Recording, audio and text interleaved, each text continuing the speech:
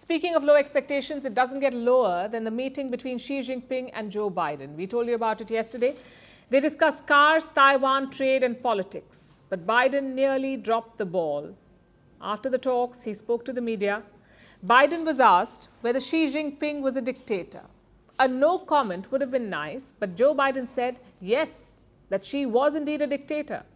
Now, we showed you that statement yesterday. What we did not show you was the reaction from Biden's top diplomat, Antony Blinken. You have to watch this.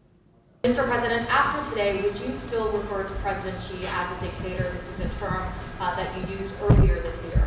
Well, look, he is. I mean, he's a dictator in the sense that he is the guy who runs a country that is a communist country that is based on a form of government totally different than ours.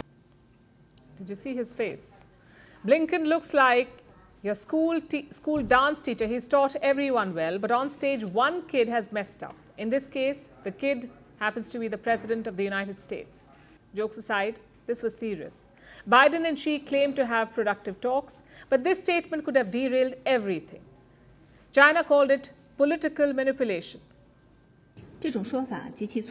This kind of statement is extremely incorrect and irresponsible political manipulation, which China resolutely opposes. It needs to be pointed out that there are always some ill-intentioned individuals attempting to sow discord and damage Sino-US relations, but their attempts will not succeed.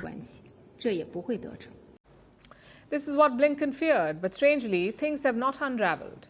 Yes, China criticized Biden's statement, but the commentary in China remains positive. Look at the People's Daily. It says Xi was warmly welcomed by Biden, that the talks were a new starting point for US-China relations. Same in the Global Times. It says the meeting was strategic, historic, directional and forward-looking. That's a lot of adjectives. Too many for a Chinese mouthpiece, which means Beijing is happy with the visit. If not, trust me, we would have known. The headlines would have been about Biden's great betrayal. How he invited and then insulted Xi Jinping. So why aren't they? Because right now, China needs this relationship to work. Just look at their economic data. China's GDP was supposed to grow at 5.2% this year. It's now been revised. The new estimate is 5%. Foreign investors are also leaving the country. In the third quarter, around $12 billion was pulled out from China, meaning there was an investment deficit. More money was taken out than invested in China. It was the first deficit since 1998.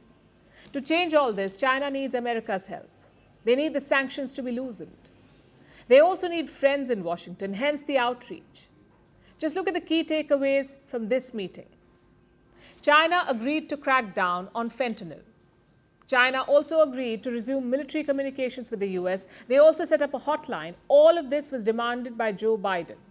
And China agreed to all of it. But on the other side, what did Xi Jinping get? A couple of standing ovations, a garden walk with Biden, and some good pictures. Nothing concrete on the policy front, not even a commitment that the US will ease the sanctions. Yet, China's state media is happy. Why do you think that is? Because that is precisely what Xi Jinping wanted. He was not looking for major political gains. He's experienced enough to know that's impossible right now. What he wanted was a reset. Like the People's Daily said, a new starting point. China never bets on the US to lose, never interferes in US's internal affairs, and has no intention to challenge or replace the United States. China welcomes a confident, open, developing, and prosperous United States. The realization of the great rejuvenation of the Chinese nation cannot be achieved without a peaceful and stable international environment. That last bit is quite frank. He says China cannot advance without a peaceful international environment. And right now, the world is not at peace. There are two major wars going on, dozens of civil wars and ethnic conflicts. All of them have hurt the global economy. It is also dragging down China's growth. So in simple words, Xi Jinping may be ready to challenge the US, but his country and its economy are not. It needs time and help to recover, which is why Xi Jinping was such a grateful guest. Earlier this year, China wouldn't even grant an audience to the Pentagon chief, but now they're looking past Biden's insults.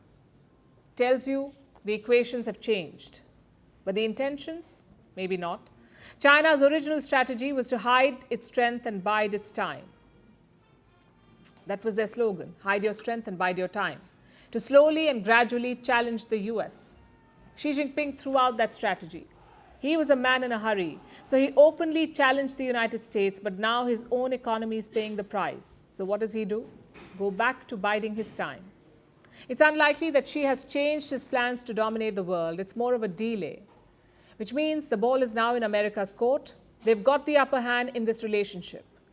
What they do next is up to Biden. Does he squeeze China and risk endangering the ties? Or does he try to build a working relationship? His choice could determine the future of China-US ties.